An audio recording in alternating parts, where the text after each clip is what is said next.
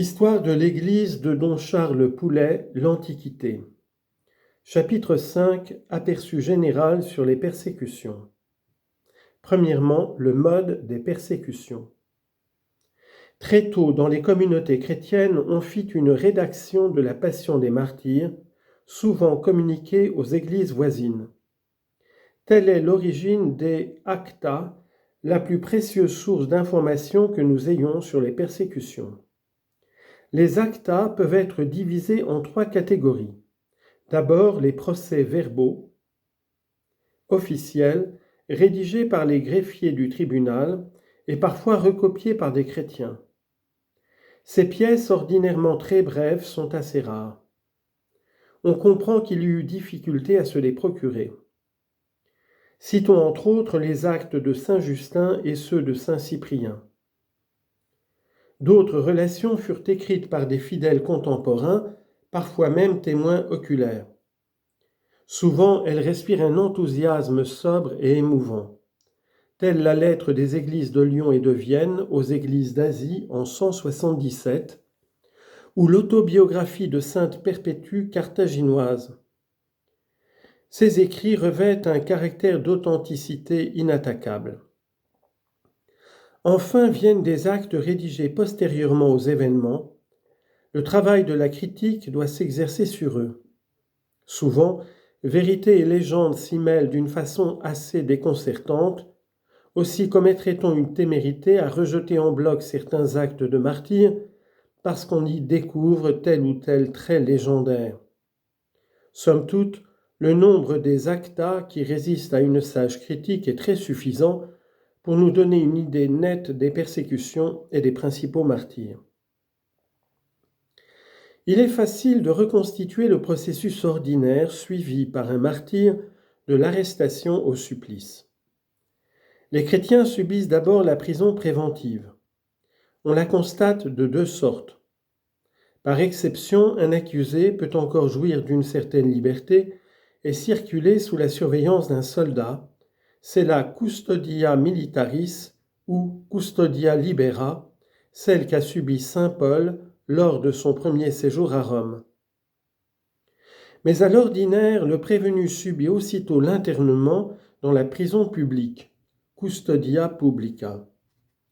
Chargés de lourdes chaînes, les prévenus souffrent souvent de la faim et de la soif.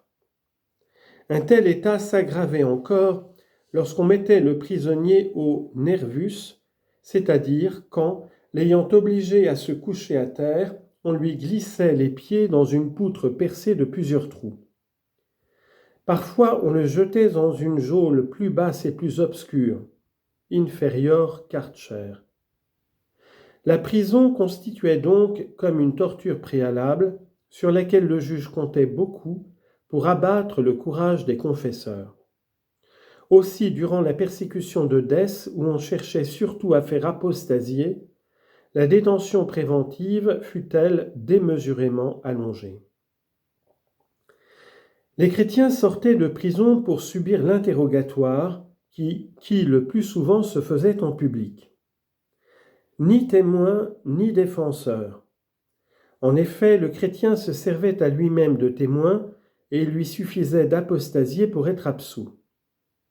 Fait plus frappant, la sentence rendue, on ne vit jamais les chrétiens user du droit d'appel accordé à tout condamné. Ils estimaient trop la grâce du martyr pour essayer de s'y dérober. Parmi les peines édictées se trouvent le bannissement, la déportation et les travaux forcés. Beaucoup de chrétiens condamnés ad metalla furent employés aux mines de Sardaigne, d'Afrique, d'Égypte ou de Palestine. Pour les martyrs proprement dits, les supplices se diversifiaient à l'infini. Il y avait surtout le feu, l'exposition aux bêtes, la crucifixion. Sous Dioclétien, on inventa les noyades.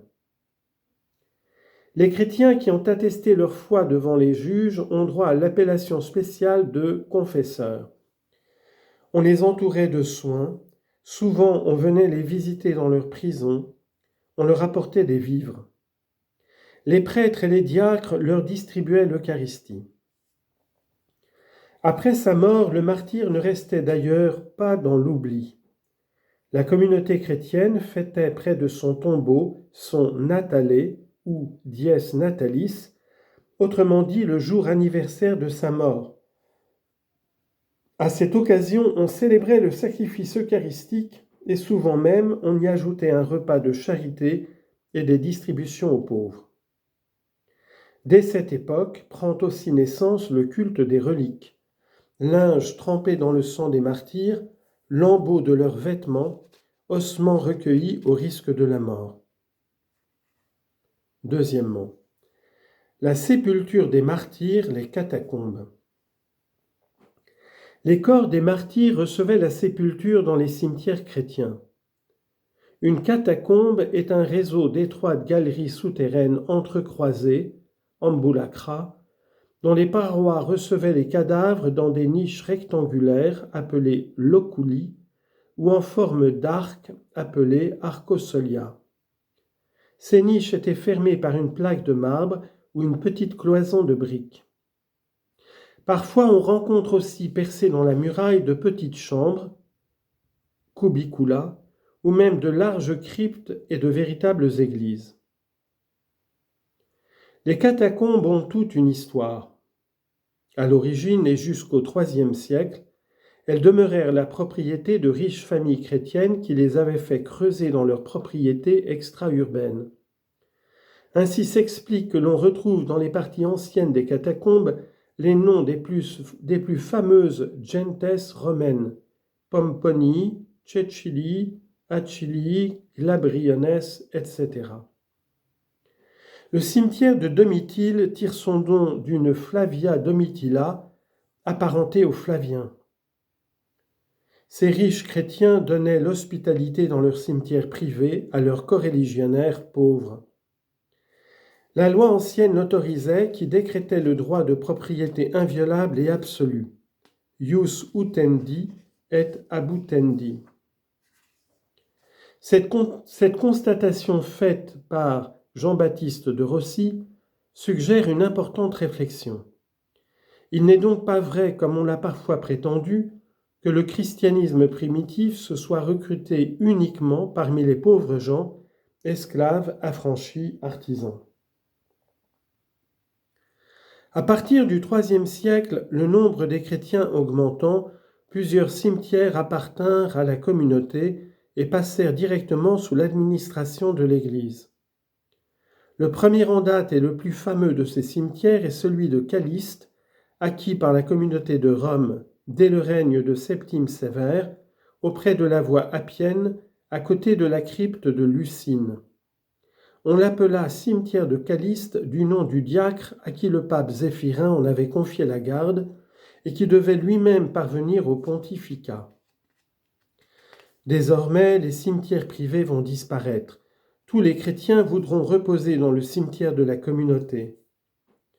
Dès cette époque, le christianisme devint donc assez fort pour renverser le vieux culte des morts exclusivement familial et domestique, et pour secouer d'autre part tous les préjugés sociaux. Esclaves et hommes libres sont ensevelis les uns près des autres comme des frères. Par ailleurs, l'accroissement des cimetières, la nécessité de les agrandir en ajoutant de nouvelles galeries, rendent indubitable le grand nombre des chrétiens. Parfois, il y eut jusqu'à 5 étages de galeries superposées et communiquant entre elles par des escaliers. Tandis que le premier étage était à 7 ou 8 mètres du sol, le dernier descendait jusqu'à 25 mètres. Car le tuf granulaire qui abonde dans le sous-sol de la campagne romaine permettait d'approfondir les catacombes. Ces travaux d'excavation étaient l'œuvre de Fossores qui disposait les morts dans les loculi. Le caractère religieux de leur travail les fit agréger au clergé dont ils formèrent un ordre inférieur et les églises pourvurent à leur entretien. Les loculi où reposaient les martyrs devinrent l'objet d'une sollicitude spéciale. Mais il est assez difficile de les identifier. La palme, la couronne, le monogramme du Christ placé sur une tombe ne constituent pas des preuves suffisantes. Nous n'avons pour nous renseigner que le titre de martyr assez rarement indiqué. Il demeure pourtant certain que le culte des martyrs fut pratiqué dans les catacombes. On entretenait des lumières près de leurs tombeaux, les loculis voisins étaient regardés comme privilégiés, on allait jusqu'à briser des peintures ou traverser des inscriptions pour s'assurer une place de choix derrière leurs tombeaux, retro sanctos. Ce culte se manifestera plus encore après la paix constantinienne, alors que sur les tombes les plus célèbres, on élèvera des basiliques.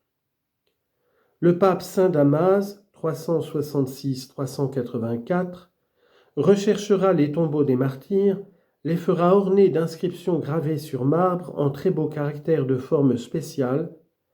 Ces inscriptions aideront souvent plus tard à identifier des martyrs.